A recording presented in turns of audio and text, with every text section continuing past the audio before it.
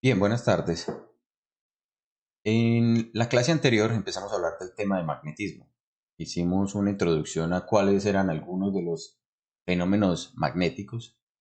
Hablamos un poquito acerca de la historia del magnetismo. Nos describimos algunos de los científicos que estuvieron involucrados en conectar esas ideas de la electricidad al magnetismo. Igualmente, empezamos a mirar cuál era el efecto que tenía sobre una partícula cargada el estar en presencia de un campo magnético. Voy entonces aquí a pasar a la pantalla, Ay, al tablerito. disculpa, es que Hola. todavía no sale el grabar, sino como queda como en gris. Entonces, para saber si se está grabando o no. Yo en este momento estoy grabando en el OBS, entonces no estoy seguro. Me aparece un aviso en este momento y dice algunas personas serán removidas de la reunión. Debido a un problema técnico, las siguientes personas serán removidas de la reunión cuando la grabación inicie. Joana. Bueno, creo que ahí fue. No, ya, yo creo que ya apareció. Joana, aún estás allí, ¿cierto? Joana. Joana Esther.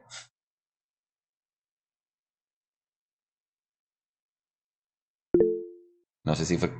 Ok, bueno. No es que me apareció un aviso que ibas a ser removida de la reunión cuando la grabación iniciara, pero bueno, aún estás allí y ya la grabación al parecer inició.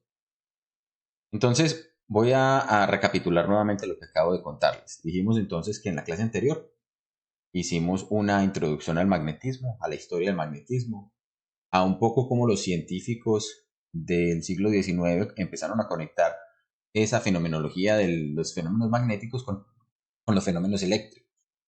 Y también empezamos a describir algunas de las características que tenía, por ejemplo, la interacción que había entre una partícula cargada en movimiento y un campo magnético. Entonces, refrescando un poquito la memoria, lo que dijimos esencialmente en esa clase fue que básicamente una partícula cargada con una carga Q, como la que tenemos acá, una carga Q, que se está desplazando a una cierta velocidad v en presencia de un campo magnético, entonces iba a experimentar una fuerza.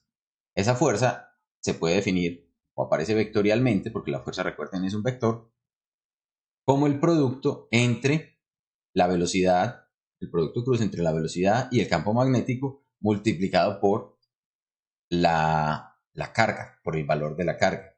Entonces, también el signo de la carga va a afectar el sentido que tome este vector. Es importante recordarlo. Listo.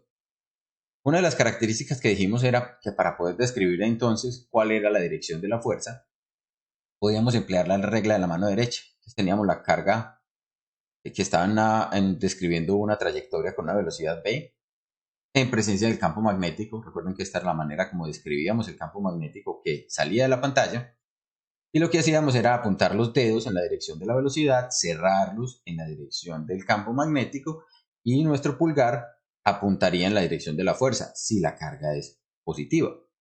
Si la carga es negativa, lo único que tenemos que hacer es esta dirección que nos aparece aquí, invertirla de sentido. Listo. Bien. También dijimos, si teníamos la condición en la cual la velocidad es completamente perpendicular al campo magnético, entonces la trayectoria que esta partícula va a seguir va a ser una trayectoria de un arco de circunferencia. Si es lo suficientemente, si la región donde el campo magnético está actuando es lo suficientemente grande comparado con el radio de curvatura que se va a generar, entonces, ¿qué es lo que va a ocurrir? La partícula cargada va a empezar a describir trayectorias circulares. Eso es otra de las características importantes. Y lo que tenemos que recordar es que esa fuerza que nos aparece allí, esa fuerza magnética, no hace trabajo sobre la partícula cargada, únicamente cambia la trayectoria. Ejerce una aceleración centrípeta, una aceleración que apunta hacia el centro del radio de curvatura. Y entonces, por tanto, podemos encontrar cuánto es ese radio y encontramos por aquí al final de la clase anterior que el radio era proporcional a la masa de la partícula, era proporcional a la magnitud de la velocidad de la partícula e inversamente proporcional a la carga y la magnitud del campo magnético. Listo. ¿Alguna inquietud con respecto a eso? o si no hay inquietudes, continuamos. Pueden abrirlas o expresar sus inquietudes abriendo el micrófono o pueden expresar sus inquietudes simplemente escribiéndolas allí en el chat. Ahí yo los voy leyendo. Bien, dijimos entonces que estas fuerzas de Lorentz lo que tenían o lo que nos iban a determinar era cuánto era la fuerza experimentada por la partícula cargada. Por lo general, cuando tenemos un campo magnético, siempre vamos a tener un campo eléctrico asociado, salvo que el campo magnético sea un campo estacionario. ¿Qué quiere decir eso? Que sea un campo que no esté cambiando en el tiempo. Entonces, si queremos describir la fórmula o la fuerza completa que una partícula cargada puede experimentar cuando tenga la presencia de campos eléctricos y magnéticos, entonces debemos complementar esa fórmula o esa fuerza de Lorentz con la que ya conocíamos de el campo eléctrico o la fuerza ejercida por un campo eléctrico. Entonces tenemos que, en términos generales, vamos a escribir eso por aquí, en términos generales, en presencia de E, la de un campo eléctrico y de un campo magnético, la fuerza que va a sentir una partícula cargada que esté en movimiento va a ser la suma de las dos fuerzas. ¿Va a ser la suma de quién? De Q por E, que es la componente correspondiente a la fuerza eléctrica, ¿cierto? Debido a la presencia del campo magnético, más la segunda parte, que fue la fuerza que describimos en la clase anterior, Q por el producto cruz entre B, la velocidad, y el vector campo magnético. ¿Está claro? Entonces eso lo podemos resumir como la fuerza es Q, la carga, por la suma vectorial del campo eléctrico más el producto entre la velocidad, perdón, del campo de la partícula cargada y el campo magnético. ¿Listo? Entonces tenemos allí esas dos componentes, simplemente ambas en términos de o multiplicadas con el coeficiente que será la carga de la partícula que se está moviendo. Hay varias aplicaciones que podemos encontrar y varios fenómenos que se pueden explicar a partir de esa fuerza eléctrica y magnética. Varias aplicaciones, por ejemplo, en las cuales las partículas cargadas que se están moviendo van a interactuar tanto con campos eléctricos como con campos magnéticos. Algunas de ellas las vamos a empezar a describir, algunas simplemente las vamos a nombrar, pero es importante que tengan en cuenta que este tipo de fuerzas son fuerzas fundamentales de la naturaleza y nos van a ayudar a entender cómo es que se expresan o cómo se comportan los fenómenos naturales. Listo. Una de esas aplicaciones la vamos a llamar el selector de velocidad de campo cruzado. ¿Qué es un selector de velocidad de campo cruzado? Es una región del espacio donde tenemos dos campos, un campo eléctrico y un campo magnético, que van a estar mutuamente ortogonales entre sí, ¿cierto? Entonces, con esa característica, una serie de partículas cargadas que se estén moviendo por allí van a poder ser seleccionadas, como su nombre lo indica, para poder determinar o para poder escoger únicamente las partículas que tengan cierta velocidad. Todas las demás partículas que no vayan a esa velocidad van a ser eliminadas. Ahora vamos a describir más adelante cómo lo logramos. Otra aplicación se llama el espectrómetro de masas. Un espectrómetro de masas es un instrumento científico que nos permite determinar o cuantificar cuánta de cierta materia o cuánta cantidad de materia cargada existe en una cierta combinación que podamos tener de diferentes composiciones. ¿Listo? Entonces, con ese espectrómetro de masas, yo puedo separar también materia de diferentes condiciones que va a estar seleccionada o va a estar determinada por su masa. Es el parámetro que nos va a importar aquí. Otras aplicaciones son lo que se conocen como botellas magnéticas. Una botella magnética es una región de campo magnético que me permite mantener allí partículas cargadas que estén en movimiento. ¿Y eso para qué o en qué se vuelve importante, por ejemplo? Tal vez ustedes han escuchado de los reactores nucleares. Hay unos reactores nucleares que emplean eh, el proceso de fisión atómica y otros que emplean el proceso de fusión atómica.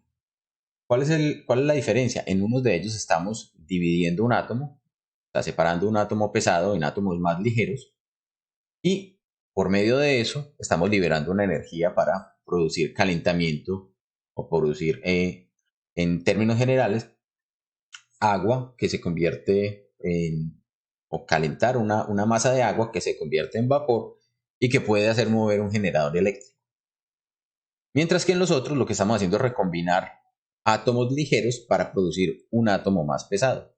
Ese segundo fenómeno es el que se produce en las estrellas. Los átomos de isótopos del hidrógeno se unen y forman helio y liberan una gran cantidad de energía.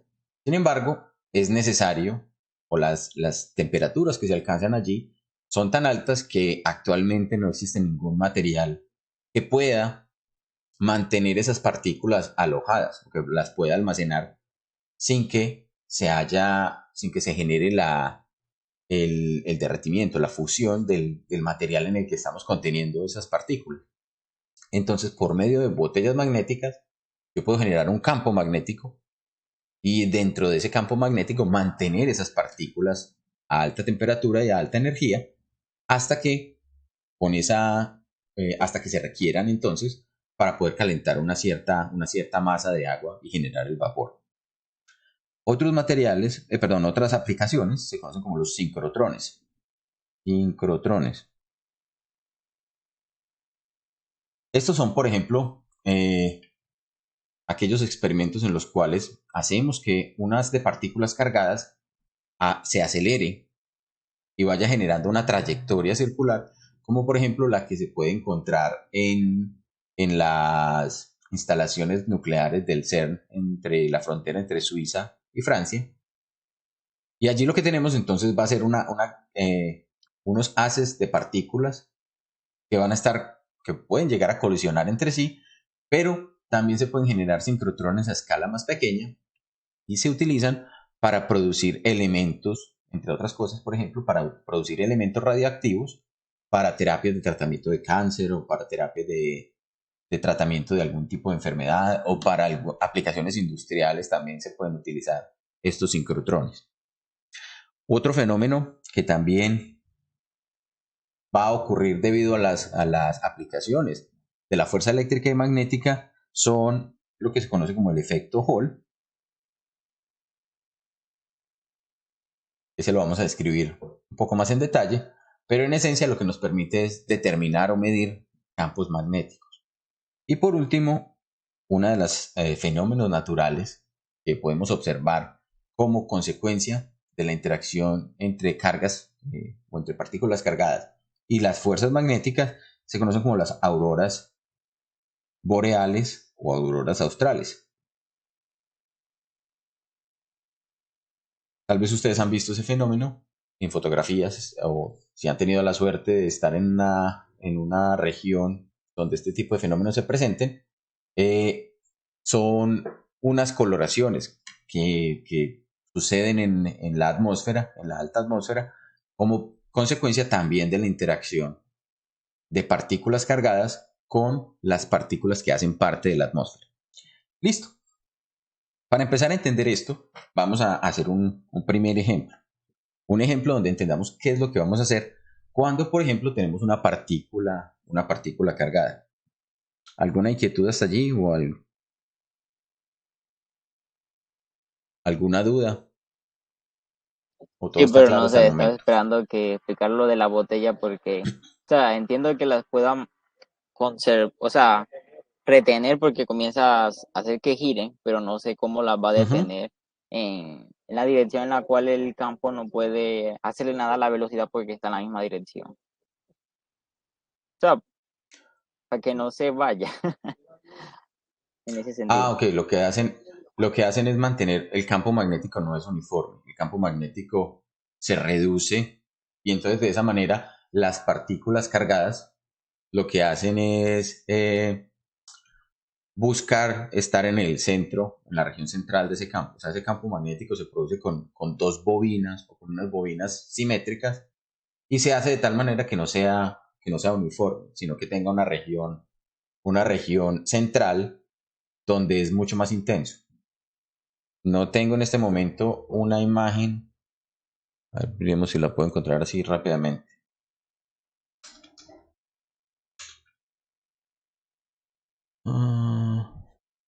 Ok, tal vez esta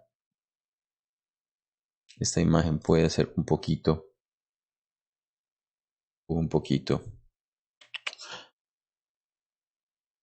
Vamos a presentar esto por aquí.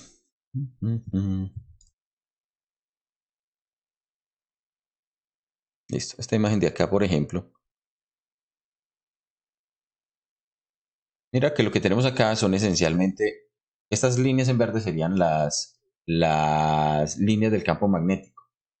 Y lo que se hace es que las partículas cargadas que interactúan allí se vayan a empezar a mover en la dirección de esta zona central. Entonces se van a mantener aquí en esta zona central. Si tratan de interactuar con esta región del lado derecho, las fuerzas magnéticas van a hacer que regrese a la parte central. Eso es esencialmente como el principio de funcionamiento. Pero entonces vamos a explicar un poco más acerca de cómo son las fuerzas que se van a ir presentando para que entendamos cómo, por ejemplo, estas botellas magnéticas pueden ayudarnos a mantener, digamos, partículas cargadas que están en movimiento contenidas en una cierta región o desplazándose en una cierta región, ¿cierto? Yo puedo controlar eso, ¿listo? Entonces, lo que vamos a decir o vamos a partir, por ejemplo, de una situación que puede ser común. Vamos a partir aquí considerando que tenemos un protón y que ese protón va a estar moviéndose en una cierta velocidad en el espacio libre. ¿Sí? Esa velocidad no nos la van a estar dando en términos como tal de esa magnitud, o sea, no nos están dando este término, sino que, por ejemplo, me pueden estar dando la energía cinética.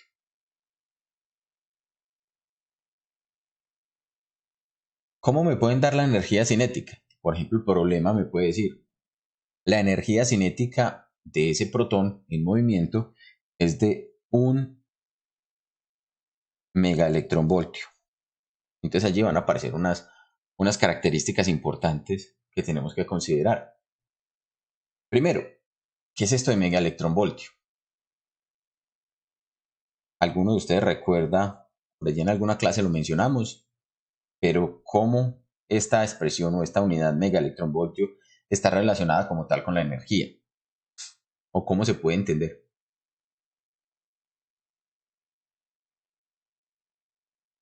¿Sí? ¿Hay alguien Se que... lleva una partícula de un potencial, o sea, de un voltio, pero, a ver, o sea, 1 millón de electrones, se podría decir algo así. O al revés, o serían 1 millón de voltios y usar un electrón para se llevarlo podría entender del entonces potencial. así? Entonces vamos a hacer primero esa claridad. Entonces vamos a decir qué es esto de 1 megaelectronvoltio. Cuando hablamos de 1 megaelectronvoltio, estamos diciendo, esto es la energía cinética que gana un electrón. Miren que acá estamos hablando de protones en nuestro problema, pero con los protones también podemos medir su energía en términos de estos megaelectronvoltios. ¿Listo? Entonces, esta es la energía cinética que gana un electrón cuando parte del reposo. Entonces, su energía cinética inicial era 0 y yo lo pongo en un campo o en una diferencia de potencial más bien, de potencial, delta B igual a 1 por 10 a la 6 voltios. Entonces, esencialmente, como nos dice Eduardo, podemos coger un electrón y ponerle en una diferencia de potencial de 10 a la 6 voltios, de 1 millón de voltios. Entonces, ¿cómo podemos determinar cuánto va a ser esa energía cinética? Básicamente lo que tenemos que hacer es recordar que la energía cinética, no la llamemos caso B, llamémoslo directamente energía de sub K más bien. Energía cinética la podemos expresar como ¿quién? Como la carga por la diferencia de potencial. Y entonces, ¿cuánto es la carga que va a tener un electrón? En este caso, vamos a decir que es un protón. Es la misma cantidad de carga. Es 1,602 por 10 a la menos 19 coulombios. Listo. Y eso lo vamos a multiplicar por la diferencia de potencial que estamos hablando. En este caso, 1 por 10 a la 6 voltios. Cuando hacemos ese producto, entonces miren que vamos a llegar a una energía que es de 1,602 por 10 a la menos 13 coulombios por voltio, y coulombios por voltio son joules. Listo. Entonces, esa es la energía medida en megaelectronvoltios convertida a las unidades de energía que normalmente trabajamos, que son los joules. Listo. ¿Está claro hasta ahí? ¿O alguna inquietud?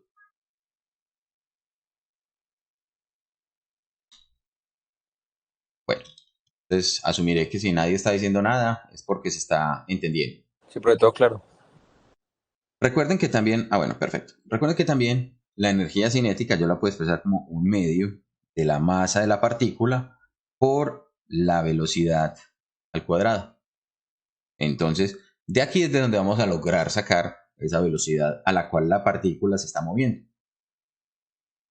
Desde aquí vamos a poder decir, ¿cuál masa tenemos que involucrar aquí? En este caso, ya no será la masa del electrón, sino será la masa del protón, para poder saber a qué velocidad se está moviendo ese protón.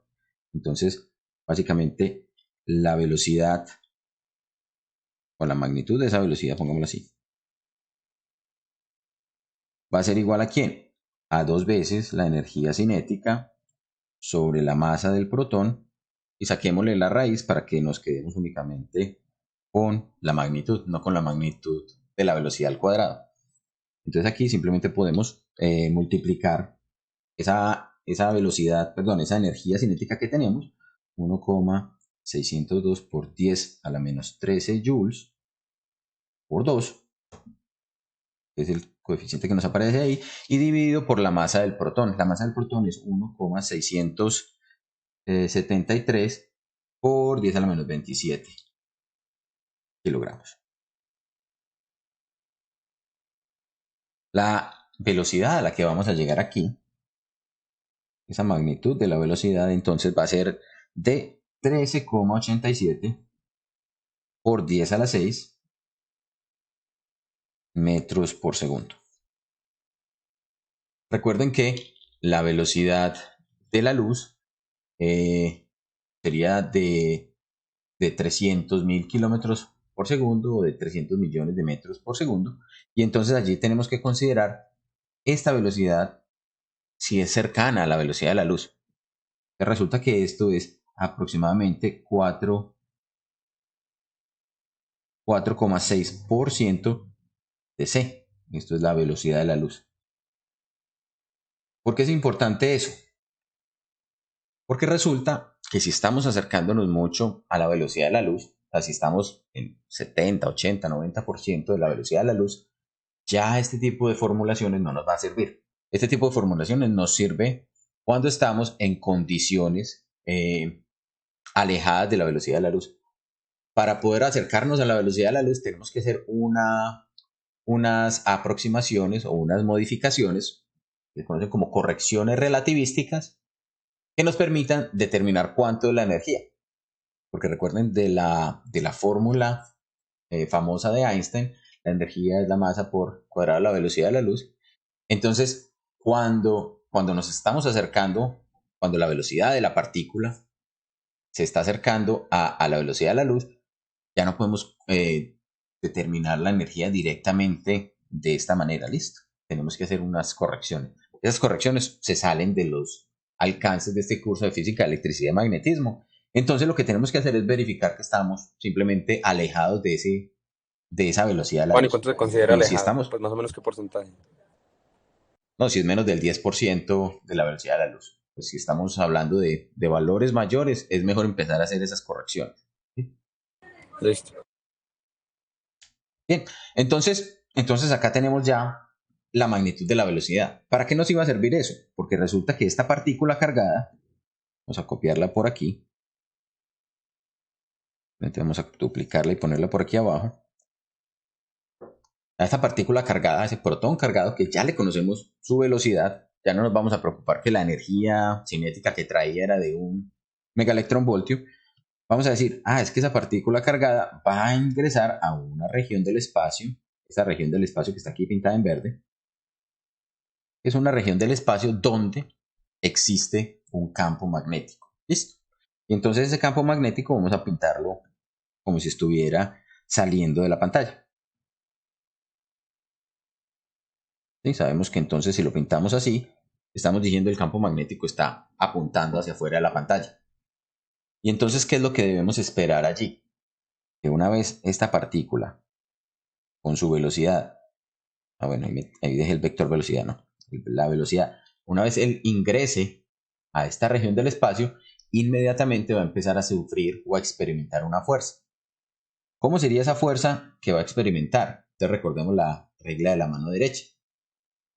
La fuerza magnética, vamos a expresarla por aquí, la fuerza magnética B es Q por el producto cruz entre la velocidad y el campo. Entonces la velocidad apunta en esta dirección, en la dirección hacia la derecha. El campo apunta hacia afuera. Entonces yo puedo coger mi mano derecha, ¿cierto? Mi mano izquierda es la que tiene el reloj. Entonces mi mano derecha la apunto entonces aquí, vamos a ver si soy capaz de llegar hasta allá. La oriento en la dirección, en este caso debería ser como así, orientando en la dirección en la que va el vector velocidad y mis dedos, miren que los estoy cerrando, en la dirección en la que va el campo, magnético. Va apuntando, mis dedos cuando los voy cerrando van a apuntar en la dirección de B. Entonces mi pulgar va a indicar la dirección de la fuerza.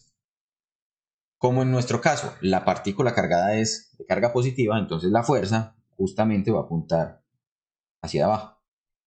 Esta va a ser la dirección de la fuerza magnética que va a sentir ese protón entrando a ese campo magnético. Y eso lo que va a hacer entonces es desviar la trayectoria de esa partícula y hacer que tome un recorrido con un radio de curvatura circular. Ya sabemos entonces cómo podemos determinar el radio de curvatura, ¿cierto?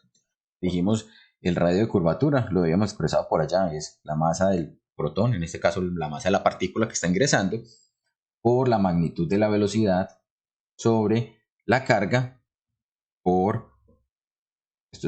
son los productos cruz, por la magnitud del campo, que no nos han dado todavía. La magnitud del campo. Digamos que nuestro problema decía que el campo magnético es de simplemente un Tesla y por facilidad. Listo, puede ser cualquier valor que ustedes quieran. Nos pueden dar el campo magnético en Gausses, entonces tengo que convertirlo a Teslas para poderlo expresar en este valor del radio.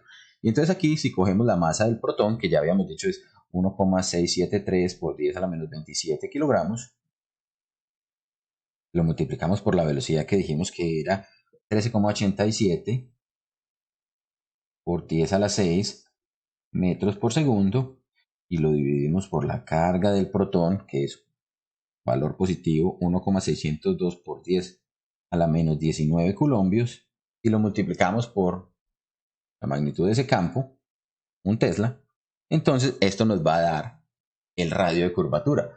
Miremos las unidades. Las unidades, entonces arriba tenemos kilogramos, tenemos metros por segundo arriba, abajo tenemos coulombios, y abajo vamos a tener también Teslas. Pero Tesla resulta que son Newton por segundo sobre Coulombio por metro.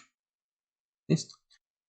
Y cuando empezamos a cancelar, entonces observen que se me van a cancelar coulombios con coulombios, se me van a cancelar bueno, los newton los puedo convertir a kilogramos por metro sobre segundo cuadrados. En últimas vamos a llegar a que a que el radio entonces va a estar en términos de metros. ¿Cierto? No lo voy a hacer aquí completo, ustedes por favor revisan el procedimiento dimensional esté correcto y vamos a llegar aquí a que el radio de curvatura es de 0,144 metros, es decir, 14,4 centímetros. Listo. Entonces ese será el radio de curvatura que tome esa partícula en este elemento. Perfecto. ¿Alguna inquietud adicional? ¿Alguna pregunta de ese procedimiento que seguimos allí? No, profe. Bien. Juan, yo tengo una duda Entonces, que no es hola. del procedimiento, sino de numerito. La masa del protón es por 10 a la menos ¿qué? 27. 27. Gracias. 10 a la menos 27 kilogramos. Listo. Una de las cosas interesantes es que miren que hemos expresado el radio de curvatura, lo hemos expresado como masa de la partícula por magnitud de la velocidad sobre carga por magnitud del campo magnético. ¿Sí? Pero nos acabamos de dar cuenta que la energía cinética, un medio de la masa por la velocidad al cuadrado, vamos a poner esta magnitud de la velocidad aquí, es exactamente igual a ¿quién? A la carga por la diferencia de potencial. Vamos a ponerlo aquí como diferencia de potencial. Sí, eso lo hicimos para poder determinar cuánto era esa velocidad. Esto dijimos es la carga por la diferencia de potencial y esto es un medio de la masa por la velocidad al cuadrado. Entonces, si nosotros despejáramos de esta segunda expresión el término de magnitud de la velocidad, entonces miren que esto nos va a quedar como, nos va a quedar 2 veces la carga por la diferencia de potencial sobre la masa en raíz. Y entonces yo puedo traerme este término de magnitud de la velocidad y reemplazarlo por esta magnitud de la velocidad. Y de esa manera también puedo expresar el radio de curvatura ahora en términos de ¿quién? En términos de la masa, en términos de la carga, en términos de la magnitud del campo, pero además ya no necesito conocer la velocidad de la partícula, sino que lo puedo expresar directamente en términos de la diferencia de potencial. Listo. La diferencia de potencial, la carga y la masa de la partícula nuevamente. Cuando hacemos eso, ese radio se me va a convertir en esta expresión. Va a quedar la raíz de 2 veces la masa por la diferencia de potencial sobre la carga por la magnitud de B al cuadrado. Entonces nuestro problema también se podría haber resuelto utilizando esta expresión, esta que tenemos aquí. ¿Por qué? Porque conocíamos el campo magnético, sabíamos la carga del protón, conocemos la masa del protón y nuestro problema nos decía, es que la energía cinética es un megaelectronvoltio. Entonces podríamos haber dicho simplemente, esto es simplemente 1.000.000 de voltios. Listo. Bien. ¿Alguna inquietud? Pregunta en este caso. Para que tengan en cuenta esas dos expresiones que pueden permitirnos determinar radios de curvatura de las partículas cuando están partículas cargadas en un campo magnético. Ahora bien, ¿para qué, por ejemplo, se puede emplear entonces esto? Vamos a hablar de una aplicación que es muy bonita que se llama el espectrómetro de masas.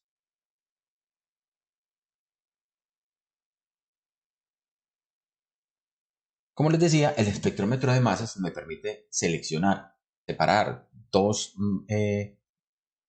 especies atómicas que químicamente se comporten igual, pero que sean diferentes en la masa.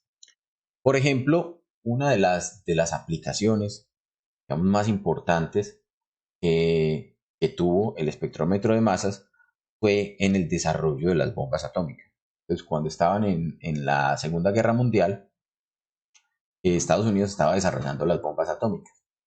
Para poder desarrollar una de las bombas atómicas, la bomba de uranio, se necesitaba uranio, lo que se conoce como el uranio enriquecido. Pero resulta que en la naturaleza del uranio viene en dos diferentes isótopos. Vamos a escribirlos por aquí. El uranio viene en dos isótopos. Uno que se llama el uranio 238. Entonces, cuando hablamos del uranio y de sus isótopos, hablaremos entonces de los valores numéricos. Esto casi no se ve. El uranio 238 y hablaremos de el uranio 235.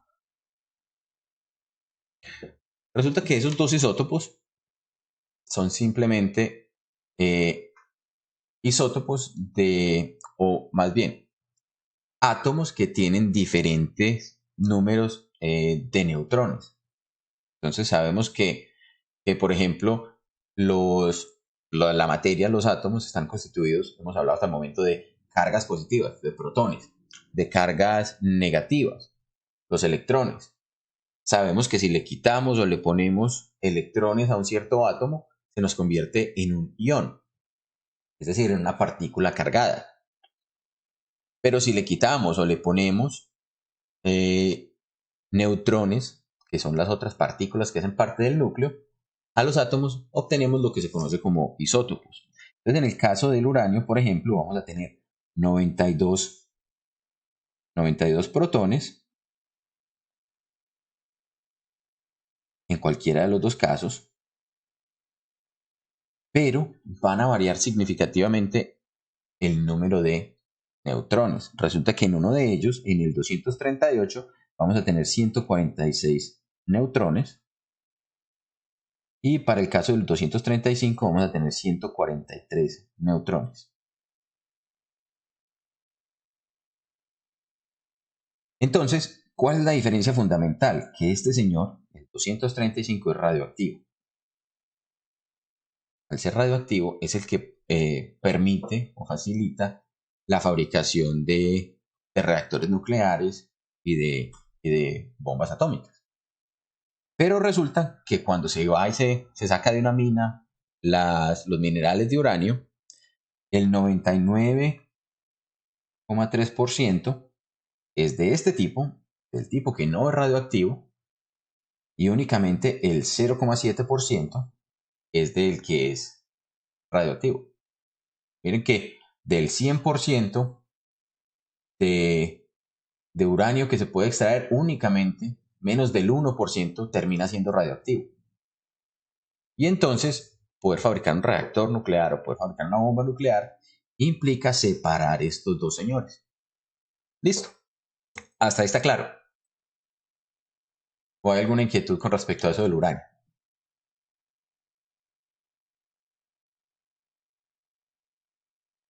Bien.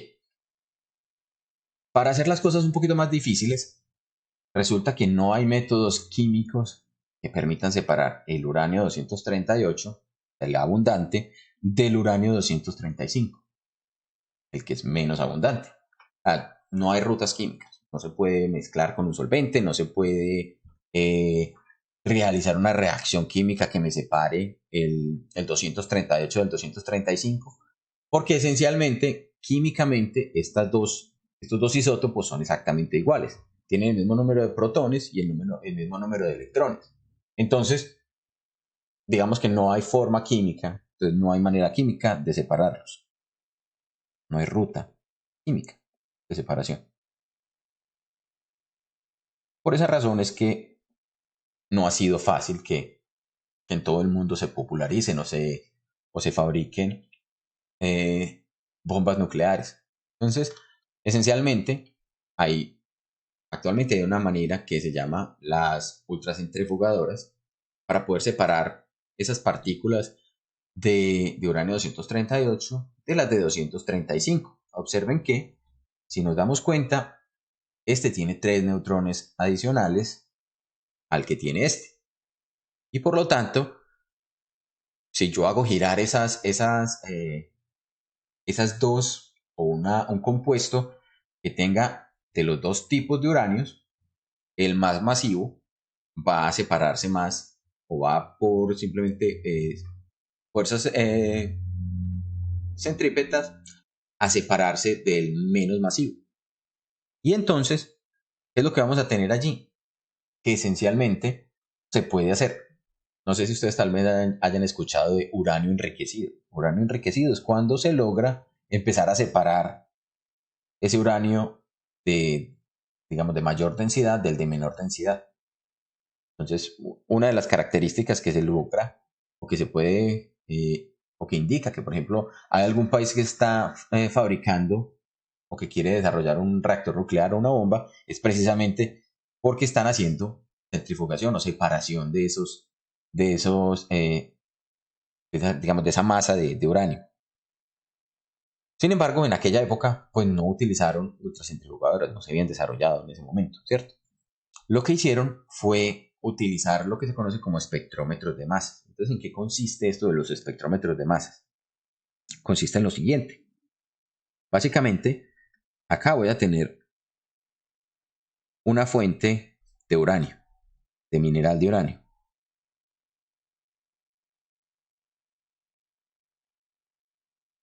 Resulta que si a esa fuente de uranio se le agrega calor, entonces esto es calor, ese mineral de uranio va a empezar a cargarse electrostáticamente. O sea, va a empezar a ganar o a perder electrones, ¿cierto? ¿Qué pasa con eso? Supongamos que logro, por lo tanto, generar partículas de uranio 238 cargadas, digamos, de manera positiva. Listo. Pero acá también va a pasar lo mismo con el 235.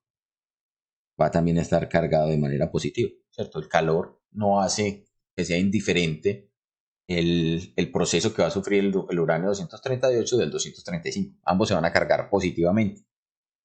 Y entonces, si yo acá pongo frente a ellos, si yo hago que esto quede a una diferencia de potencial, ¿cómo hago eso? Pongo acá una fuente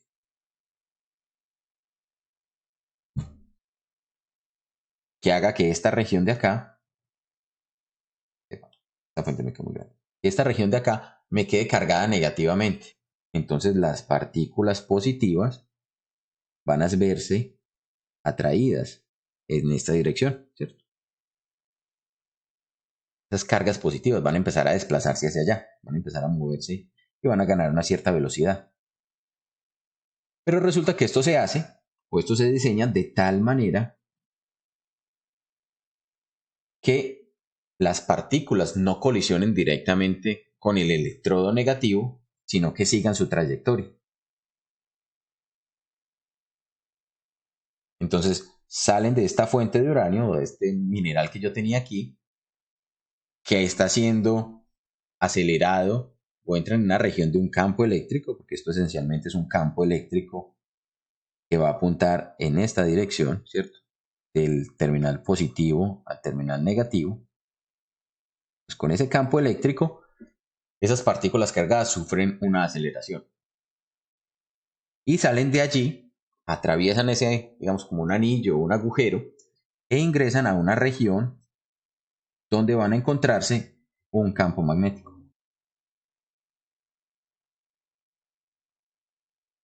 Supongamos ahora que ese campo magnético está también orientado en la misma dirección que habíamos pintado por allá arriba. Ese es el campo magnético apuntando hacia afuera. Entonces, ¿qué va a pasar con esas partículas cargadas cuando ingresan al campo magnético?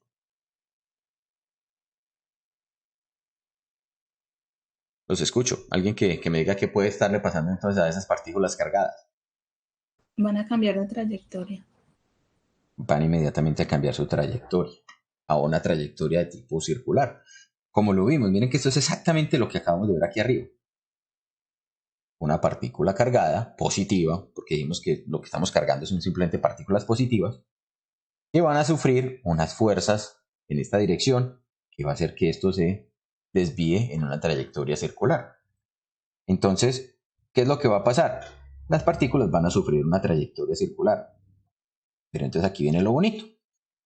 Lo bonito es que resulta que esto va a sufrir o va a tener un radio de curvatura. Y recuerden que el radio de curvatura, lo acabamos de ver, está en términos de quién? De la masa de la partícula, la velocidad con la que salen, o la diferencia de potencial, ¿cierto? Como la queramos poner. En este caso sobre la carga por la magnitud del campo. Esto es directamente proporcional a la masa. Entonces las partículas de más masa van a tener radios de curvatura más grandes. Entonces, supongamos que este es el radio de curvatura del uranio 235. A ver, vamos y pongámoslo 235 del uranio 235, que tiene masa más pequeñita que el uranio 238. Entonces yo acá pongo un recolector, un elemento que me permita recoger ese uranio 235, porque el uranio 238 va a ser lo mismo, pero con un radio de curvatura más grande. Entonces yo acá puedo separar el otro uranio. Este es el radio de curvatura del uranio 238. Listo. Entonces acá, ¿cuál es el que me va a interesar en este caso? Si lo que me interesa es fabricar una bomba atómica o un reactor nuclear, me va a interesar el uranio 235. Ah, que es que se va a llenar muy poquito. Sí, se va a llenar muy poquito. Porque de todo esto que yo tenía aquí, de toda esta fuente de uranio, únicamente el 0.7% realmente corresponde a esto. Entonces, de esa manera fue que lograron hacer ello. ¿Listo? ¿Alguna inquietud con respecto a esto que acabamos de describir entonces aquí? Sí, ¿y cómo se garantiza que la velocidad son las mismas? Ah, es muy buena pregunta. ¿Cómo garantizamos que la velocidad con la que ingresan es la adecuada y es la misma? Entonces, justamente acá en esta región, luego de que pasa por el sistema de aceleración, se utiliza lo que se conoce como un selector de velocidad. ¿Listo? Un selector de velocidad de campo cruzado. Pero eso lo vamos a ver entonces ahorita cuando discutamos un poquito más acerca de esta fenomenología. ¿Listo? Listo. Bien. Observen entonces esas trayectorias circulares que está describiendo, que van a describir las partículas, las podemos asociar como son trayectorias en donde no estamos modificando la velocidad de la partícula cargada, simplemente la dirección de esa velocidad. Entonces van a estar o van a describirse a una trayectoria o a una velocidad de rotación constante. O sea, yo puedo asociarle a ese movimiento circular o lo que conocemos como un periodo de rotación. Entonces el periodo rotacional, que lo expresamos en términos de un parámetro que llamamos por lo general T mayúscula, que ustedes posiblemente lo describieron cuando vieron el tema de movimiento circular en su curso de física mecánica, se puede expresar como ¿quién? Como 2pi por el radio sobre la velocidad. Listo. Ese radio, miren que entonces hace referencia al radio que acabamos de describir, a este que pusimos en esta expresión. Entonces yo puedo expresar ese movimiento o ese periodo de rotación como 2pi o más bien sobre la magnitud de la velocidad, ¿cierto? Multiplicado por la masa, la magnitud de la velocidad, la carga y la magnitud del campo. Y esto entonces me quedará en términos de ¿quién? Ya me desaparece la velocidad de allí porque se cancela en estos dos términos y únicamente me va a quedar en términos de 2pi por la masa de la partícula sobre el producto entre Q y la magnitud del campo magnético. Ese periodo de rotación entonces, cuyas unidades van a estar dadas en segundos, me va a permitir determinar cuánto es el tiempo que tarda la partícula en hacer o en describir una trayectoria circular, ¿sí? Si estuviéramos, por aquí creo que no tengo ninguna, pero podemos dibujar una. ¿Listo? Podríamos decir, si yo tengo acá una región de campo magnético lo suficientemente grande, entonces, digamos que esto está por aquí, ya sabemos que va en esta dirección, una partícula que ingrese con una cierta velocidad va entonces a sufrir o a realizar una trayectoria de este tipo. Espéreme, Juanse. Entonces acá, esta trayectoria o este radio que tenemos allí va a ser entonces, o el tiempo que... Bien, entonces ese será el radio que va a describir esa partícula cuando está en ese movimiento. Y el tiempo que tarda, entonces estará dado por este periodo de rotación. Otra cosa importante que tenemos que considerar es, por ejemplo, hasta el momento hemos siempre considerado que este desplazamiento o esta velocidad con la que ingresa la partícula cargada está siendo perpendicular al campo magnético. Pero podrán existir situaciones en las cuales yo puedo decir, bueno, es que resulta que vamos a tratar de dibujar aquí tridimensionalmente esta situación en la que vamos a decir, el campo magnético, por ejemplo, apunta en esta dirección, paralelo, digamos, a este eje que tenemos aquí, y la velocidad de esta partícula cargada que está por allí puede que esté apuntando en esta dirección. Y entonces, ¿qué es lo que va a ocurrir? ¿O qué es lo que vamos a tener en esa situación? Miren que esencialmente, si por acá pintamos ese mismo campo, o si simplemente lo desplazamos, lo ponemos acá, que sería exactamente igual, voy a ponerlo un poquito más grueso para que se visualice mejor. Entonces ese campo magnético que tenemos allí va a interactuar con ese vector velocidad, pero entre ellos está formándose un ángulo. Entonces, ¿qué tengo que hacer con ese vector velocidad? Lo tengo que descomponer en una componente, una que sea paralela al campo magnético. Entonces, esto será mi componente B paralela al campo. Y una componente, vamos a ponerla mejor así, yo creo que se ve un poquito más claro. Correcto.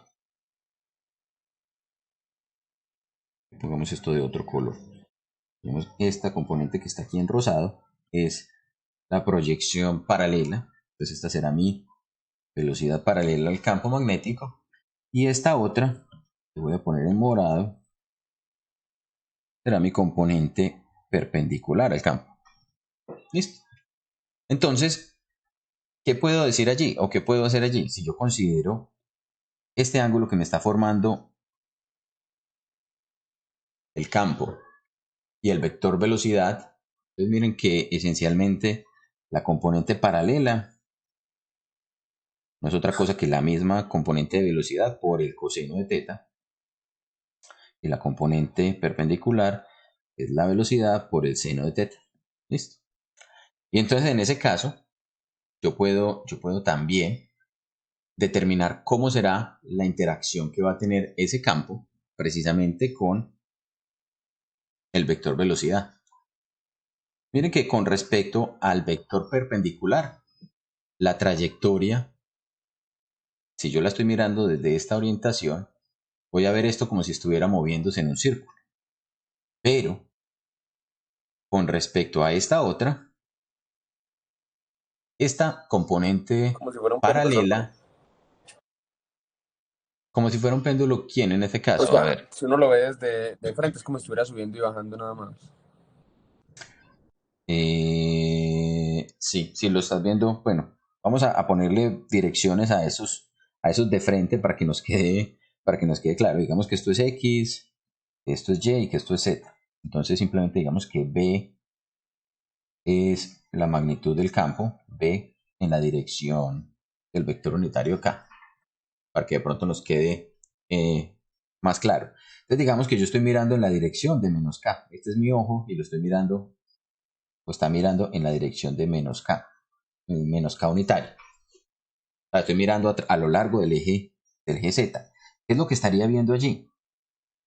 estaría viendo para acá un eje X, para acá el eje Y, el eje Z estaría saliendo, y suponiendo que la partícula en ese momento está en el origen, la trayectoria que yo voy a empezar a visualizar de esa partícula será algo como este estilo.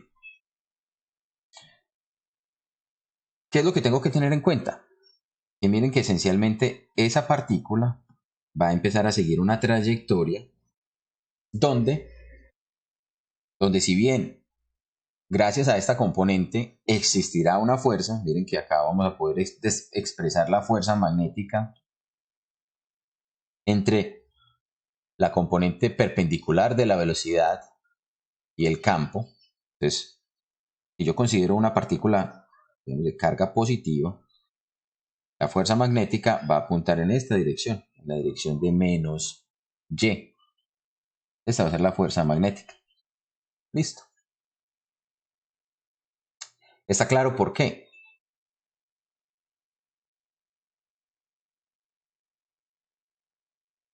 Profe, ¿me repite, por favor?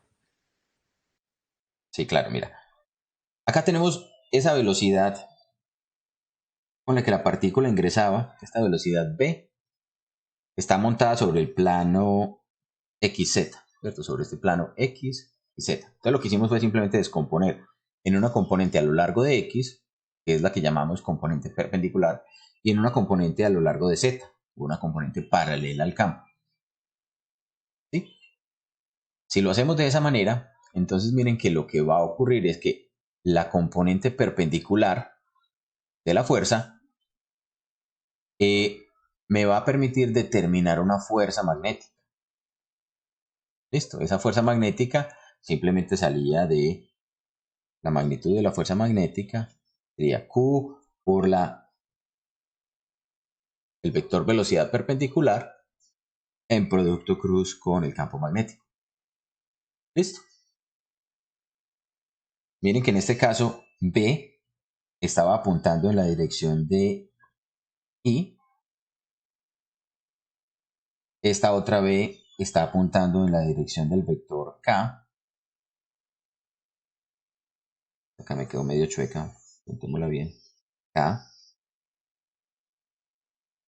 Y si ustedes recuerdan de cuál curso pudieron haber visto eso, creo que en sus cursos de geometría tal vez, nosotros podemos escribir esas triadas o esos productos vectoriales entre I, J y K de esta manera, o los podemos representar de esta forma.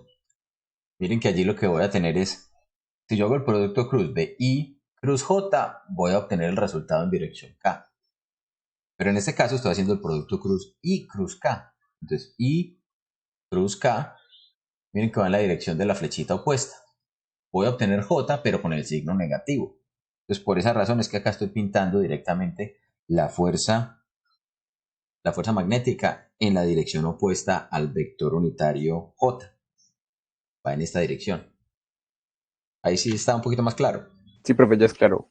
Gracias. Listo. Entonces mira que acá lo que vamos a tener es justamente esta fuerza magnética apuntará en esta dirección.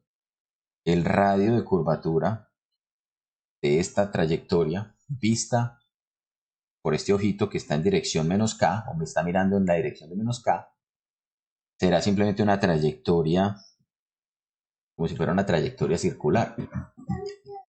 Pero en lo que en realidad está ocurriendo, o lo que vamos a observar en general, es lo siguiente. Vamos a pintarlo en rojo también, es que la partícula va a empezar a realizar una trayectoria en forma de espiral, o en forma de hélice más bien. ¿Sí? ¿Por qué? Porque es que ya también ella tenía una componente de velocidad que apuntaba. Bien, con esa trayectoria helicoidal que tenemos allí, entonces podemos describir lo siguiente. Resulta entonces que el radio de curvatura, ese radio R, que estamos allí definiendo, este que tenemos acá, lo podemos definir en términos de ¿quién? De la velocidad perpendicular.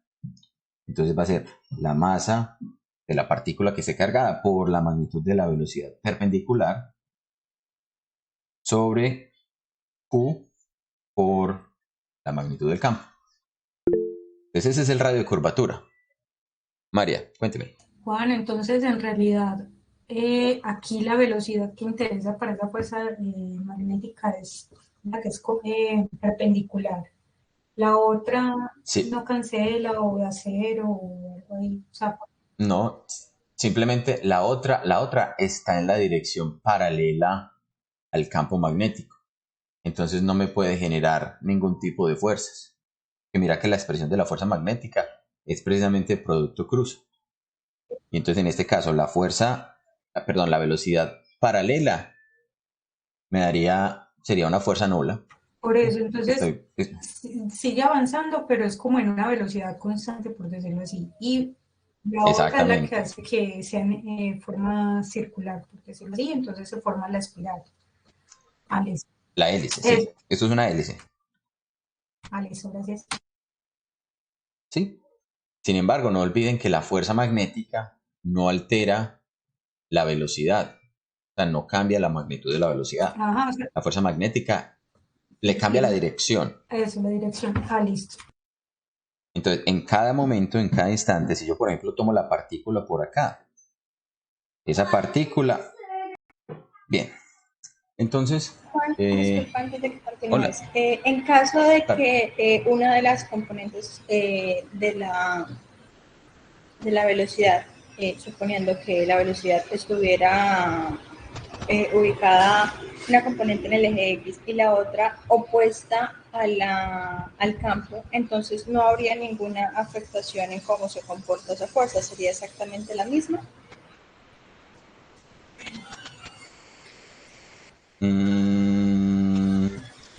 La trayectoria espiral, helicoidal que describiría sería en la otra dirección. O sea, sería moviéndose en la dirección del eje Z. Entonces, Sí, del eje Z negativo. sí. Entonces, sí de alguna forma sí afecta esa componente de la velocidad, me indicaría la dirección en que se mueve la partícula, ¿o no? Bueno, pero cuando estamos hablando de que no afecta la velocidad, es a esto a lo que me refiero. O Sí, sea, a la fuerza. exacto, esta magnitud del vector velocidad no está cambiando. Es exactamente igual aquí, aquí, por acá abajo, en cualquier parte de la trayectoria helicoidal. Y si yo hago la descomposición, o sea, ¿por qué? Porque en este caso, por ejemplo, la fuerza magnética estará apuntando justamente hacia el centro de esa radio de curvatura. Su magnitud como tal, como velocidad, no cambia. Lo que cambia es la orientación. ¿Listo? Eso es lo único que hace la fuerza magnética. Y entonces es importante, o sea, ya vimos que por ejemplo, en este caso, el radio de curvatura estará definido por la magnitud de la velocidad o de la componente perpendicular al campo, pero la componente paralela va a determinarme este otro parámetro de aquí. Permítanme, yo muevo esto para un ladito y vamos a definir un parámetro, que es este de aquí. Esto se conoce como el paso de la hélice. Entonces, el paso de la hélice es cuánto avanza a lo largo del eje Z, ese movimiento helicoidal que tenemos allí. Ese sí está definido por quién, por la magnitud de la velocidad paralela multiplicado por el periodo. Es decir, si yo quiero saber cuánto se desplazó a lo largo de Z, la partícula cargada, lo que tengo que considerar es entonces cuánto es la magnitud de la velocidad paralela al campo magnético y multiplicarla por ese periodo T, que ya lo describimos por aquí, en términos de la masa, la carga del campo magnético. ¿Listo? Listo, Juan, gracias. Bueno, les quiero mostrar también por acá una pestaña. Esto que tenemos allí se conoce como un tubo de Teltron, simplemente un dispositivo. Esto que tenemos allí se conoce como el tubo un tubo de Teltron. Es simplemente un dispositivo donde por medio de estas dos bobinas que tenemos acá, estas de aquí, estamos generando un campo magnético. O sea, esto que vemos en rosado y que vemos como X es el campo magnético que se está generando. Entonces el campo magnético allí es como si estuviera entrando a la pantalla. ¿Qué es lo que hace el tubo de Teltron? Entonces voy a tratar de explicarles aquí esencialmente lo que tenemos. Acá tenemos una cosa que se conoce como un emisor termoiónico. ¿Cómo decir que un emisor termoiónico? Es un elemento que al calentarse emite electrones. ¿Listo? Y entonces esos electrones se aceleran y la manera de acelerarlos es por medio de una diferencia potencial entre estos dos terminales que tenemos aquí. Aquí hay un par de terminales que están a dos potenciales distintos. Y entonces, eso es esencialmente lo que vamos a lograr. Vamos a mirar aquí qué es lo que hacemos entonces. Entonces, básicamente, a ver cómo hacemos para que no se me salga disparado. Vamos a bajar el campo magnético completamente. Pongamos en cero. Eso ahí. Ahí se puede observar qué es lo que hace ese emisor. Entonces, con este selector lo que estoy logrando es mover el ángulo de orientación del haz de electrones. Entonces, eso que vemos allí, que sale una lineecita azul, es un haz de electrones que está partiendo de uno de los elementos y que está siendo acelerado por un campo que apunta en la dirección opuesta. Es decir, que tiene un potencial positivo en esta región, y entonces los electrones salen disparados hacia ese potencial positivo. Pero tenemos un agujerito, entonces pasan derecho. Entonces allí salen sin desviarse y se chocan contra la pared de esta burbuja, de esta esferita de vidrio que tenemos allí. ¿Listo? Hasta ahí está claro. Sí, Juan. Listo. Juan, a mí me Entonces, surgió una duda, pero no sé si ya la dijiste o no te. cuéntame. El campo eléctrico es perpendicular al campo magnético.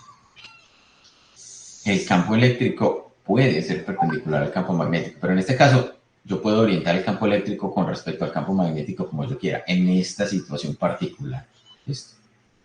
Si estamos hablando de campos que no estén relacionados entre sí, yo puedo tener un campo eléctrico orientado en cualquier dirección con respecto a un campo magnético. Ahora, si estamos hablando de ondas electromagnéticas, ahí ya sí no podemos decir eso que estoy diciendo. ¿Listo?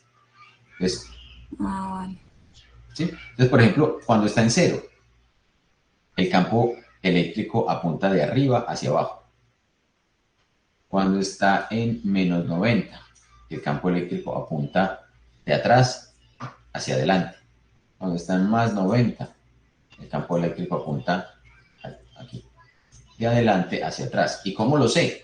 Simplemente porque yo miro en qué dirección se mueven los electrones. Y yo sé que los electrones siempre van a ir hacia el potencial más alto. Y que el campo eléctrico apunta en la dirección opuesta. ¿Cierto? Esa es la manera como estoy allí simplemente determinando en qué dirección apunta el campo. Entonces miren que cuando no hay presencia de ningún campo magnético, los electrones simplemente salen en una trayectoria rectilínea. ¿Qué es lo que ocurre? Cuando empieza a aparecer un campo magnético, ¿sí? Esos electrones que estaban en trayectoria rectilínea empiezan a sufrir una fuerza que los desvía en esta dirección. ¿Cómo sabemos que la fuerza va en esa dirección? Sí, simplemente lo que tendríamos que hacer es, si la velocidad de los electrones va hacia arriba, el campo magnético en este momento va hacia adentro, entonces yo hago el producto de velocidad por campo magnético, eso me daría la fuerza en qué dirección. Velocidad hacia arriba, campo magnético hacia adentro, la fuerza me daría hacia allá, en esta dirección que apunta hacia la izquierda, pero como la carga de los electrones es negativa, entonces la fuerza va a apuntar hacia la derecha. Y entonces por esa razón se desvían los electrones formándome esta trayectoria con ustedes. Bien, entonces, no sé si hasta ahí ha sido claro la explicación de esta animación que les estoy mostrando. Está claro, Juan. Bueno, entonces miren ¿qué podemos hacer? Pues la masa de los electrones no la podemos modificar en esta simulación. Lo que sí podemos aumentar es el campo magnético. Miren que si aumentamos el campo magnético, ¿qué es lo que vamos a lograr? Vamos a hacer entonces que precisamente el radio de curvatura sea cada vez más pequeño. Recordemos que ese radio de curvatura es inversamente proporcional a la magnitud del campo. La velocidad la podemos modificar aquí con esto. Miren que la velocidad o la energía cinética del campo, perdón, sí, en este caso, la energía cinética de los electrones la puedo aumentar. Pues si aumento la energía cinética, pues el radio crecerá. ¿Sí? Entre menos velocidad o menos energía cinética, el radio será más pequeñito. Y por Juan, último, entonces, en esos casos, o sea, ¿cómo pararía la partícula de dar vueltas o no pararía? no pararía, simplemente seguiría en una trayectoria circular. Esta es como la idea de este fenómeno. O sea, esos electrones que van siendo emitidos simplemente siguen esa trayectoria, Entonces, para poderlos visualizar, por ejemplo, ¿qué se hace? Si lo que se hace es introducir un gas de a muy baja presión que se ilumine cuando los electrones interactúen con él. Entonces, voy a tener una trayectoria, voy a poder visualizar la trayectoria. Miren que hasta el momento solamente hemos jugado con estos dos. ¿Qué pasa, por ejemplo, si yo invierto la dirección del campo magnético? Miren que en este caso la fuerza simplemente apunta en la otra dirección. Lo único que hizo fue, o sea, el campo, la velocidad sigue, los electrones siguen saliendo hacia arriba, pero ahora la curvatura se desarrolla en la dirección opuesta, simplemente por cambiar la dirección del campo magnético. Y entonces la última cosa que les quería mostrar es precisamente qué pasa cuando yo modifico el ángulo. Entonces miren que ahora, si yo modifico ligeramente, la trayectoria ya ahora empieza a ser una trayectoria en forma de hélice. Aquí en este caso, por ejemplo, lo aumenté hacia el lado positivo. Voy a aumentarla un poco más para que sea más claro.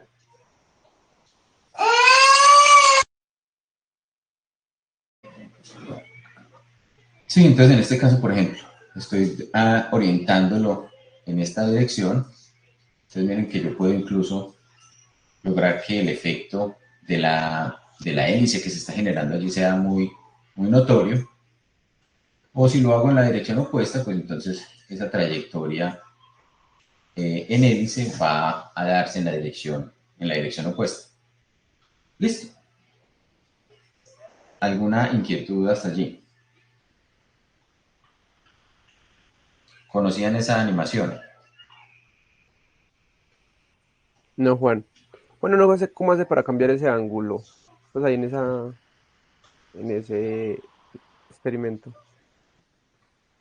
Lo que estamos haciendo es rotar esta región de acá. O sea, la manera en la que el haz de electrones sale disparado.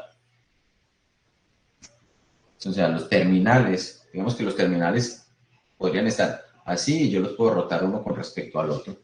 Eso es lo que estamos haciendo. Les voy a compartir por acá en el chat el enlace a esta animación para que puedan jugar. No olviden que muchas veces el jugar con este tipo de experimentos le permite a uno visualizar mejor y entender mejor la fenomenología. ¿Listo? ¿Alguna inquietud, pregunta, duda, comentario hasta allí? Bien. Otra de las aplicaciones o características más bien que nos permiten explicar fenómenos de la naturaleza es esta interacción entonces entre partículas cargadas que se están moviendo a una velocidad y que interactúan con campos magnéticos, nos permiten explicar lo que se conoce como las auroras boreales y australes. La diferencia únicamente es si ocurren en el polo norte o en el polo sur. Entonces, si ocurren en el polo norte, las llamaremos auroras boreales.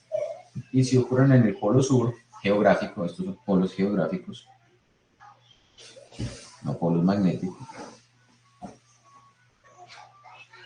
las llamaremos auroras australes. ¿Listo? Entonces, ¿qué es lo que tenemos allí o por qué ocurren esas auroras? Esencialmente lo que podemos considerar es la Tierra. Y la Tierra, dijimos, listo, si esto es Norteamérica y Sudamérica, ¿sí? Y la Tierra es un imán, habíamos dicho, la Tierra se comporta entonces como un imán. Aquí yo podría definir entonces un campo magnético precisamente asociado con esa forma o con ese imán que la Tierra está generando. Pues acá tenemos el polo sur magnético y el polo norte magnético. Las líneas de campo magnético de la Tierra serían líneas de campo que salen por ese polo norte magnético, o que emergen del polo norte magnético e ingresan por el polo sur. Sin embargo, estas líneas de campo no son líneas de campo que son uniformes, sino que forman unos cinturones alrededor de la Tierra.